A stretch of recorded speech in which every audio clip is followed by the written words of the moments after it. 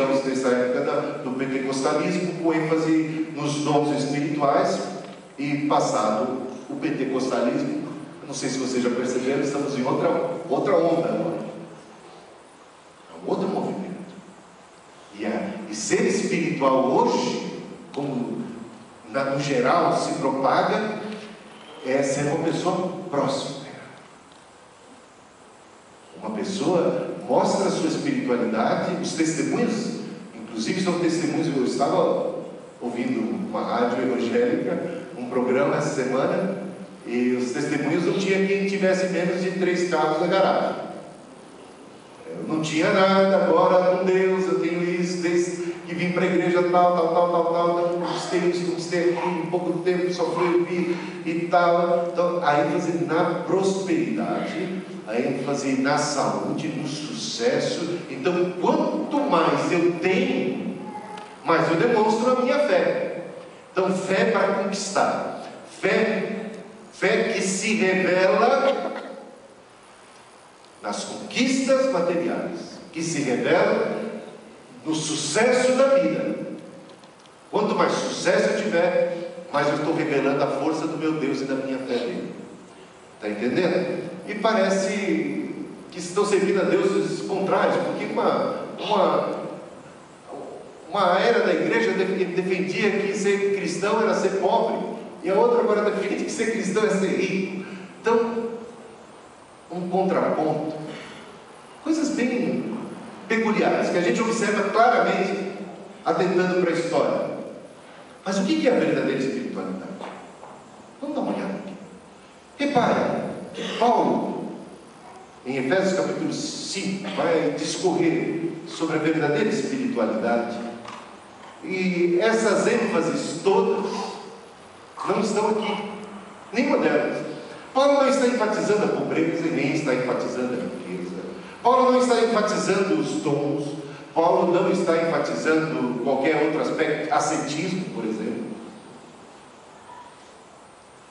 e nem ser mártir, e nem expressões religiosas. Você tem que fazer isso, você tem que muita vigília. Se você quiser ser cheio do Espírito Santo, você vai ter que participar de uma campanha assim, assado, vai ter que fazer isso e aquilo, vai ter que jejuar não sei quantos dias, vai ter que buscar essa campanha, não faltar em nada, vai ter que contribuir não sei com quanto. Não tem nada disso. Muito interessante.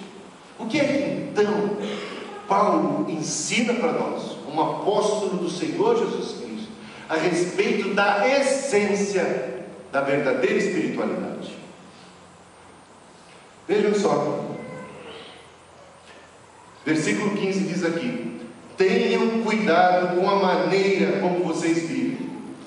Opa, então a verdadeira espiritualidade tem a ver com o modo de viver.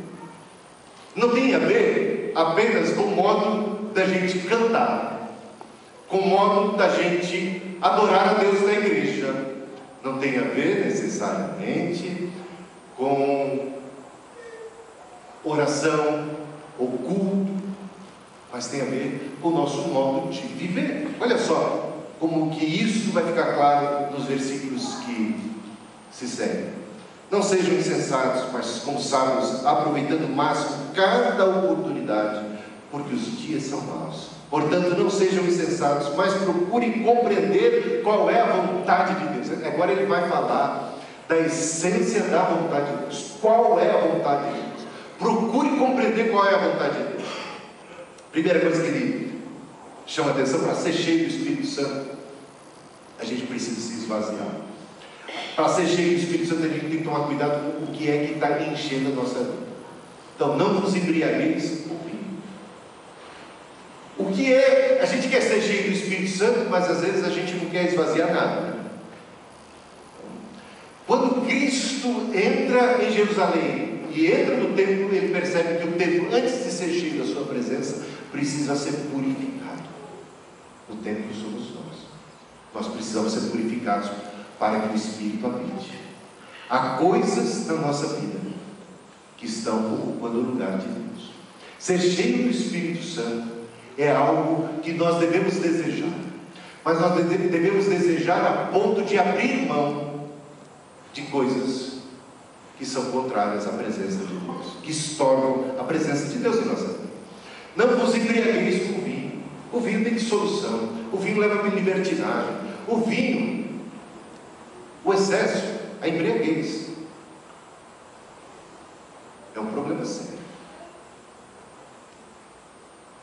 Pessoas movidas, pessoas tomadas, pessoas embriagadas, acabam fazendo coisas que elas não fariam se estivessem,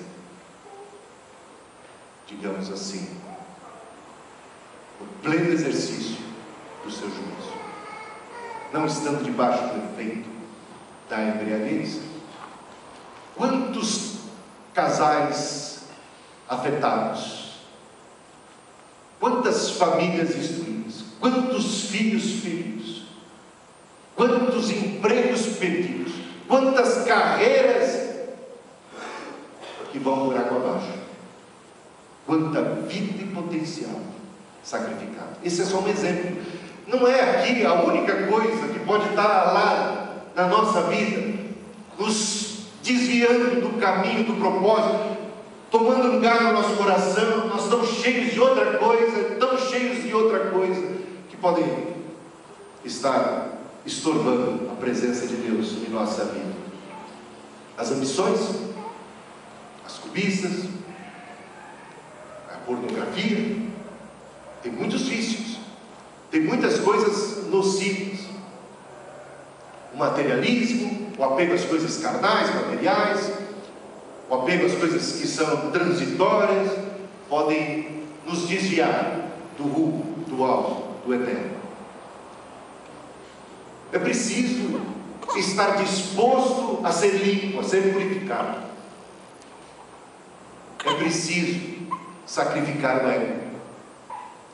Jesus disse àqueles que queriam segui-lo: quem quiser vir após mim, negue-se a si mesmo.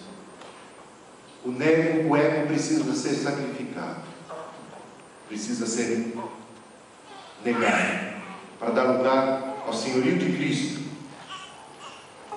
Precisamos ser esvaziados de nós mesmos, das ambições e apetites carnais, para que o Senhor venha sobre nós.